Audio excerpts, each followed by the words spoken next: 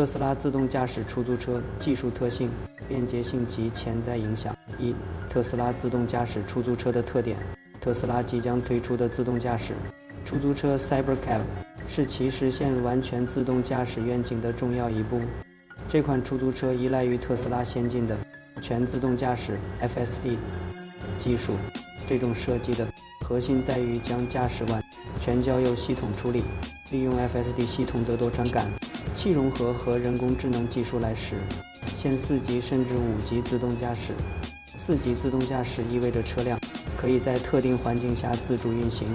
而无需驾驶员的介入；而5级自动驾驶则代表在任何环境下均无需人类参与。然而，当前技术发展尚未达到完全5级的水平， Cybercab 主要将应用在特定城市区，还在基础设施上有所创新。据报道，特斯拉还正在开发一套独特的车内卫生系统，以保障共享车辆在频繁使用中的清洁和安全。Cybercab 的推出将极大提升人们的出行便利性。为事务，首先，由于该车无需人工驾驶，它能够有效降低人带来的交通事故风险。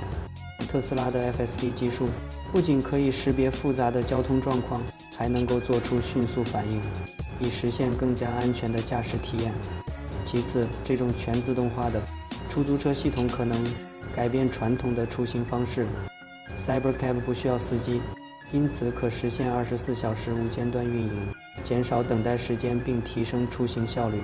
此外，由于车辆完全自主运行，人们可以在车内进行其他活动，如工作、学习或休息，从而大大节省了时间成本。另外，特斯拉还设想了一种共享经济模式，车主可以在自己不使用汽车时将车辆出租出去，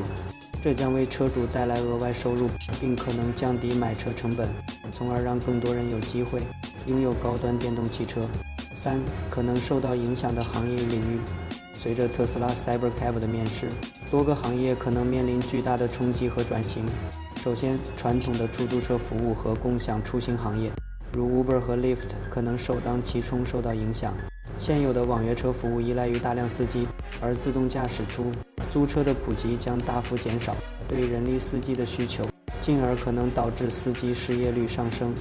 其次，汽车制造业也可能发生变革。特斯拉的设计打破了传统汽车制造的模式，强调了软件和硬件的高度集成。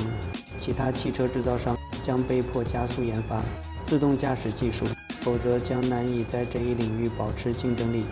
此外，自动驾驶汽车的普及也可能影响到保险业，因为自动驾驶系统理论上能够降低事故发生率，导致保险费用的下调，进而对整个汽车保险行业产生影响。最后，城市规划和交通管理也将受到影响。自动驾驶出租车的推广可能要求城市交通基础设施进行升级，以支持自动驾驶车辆的运营。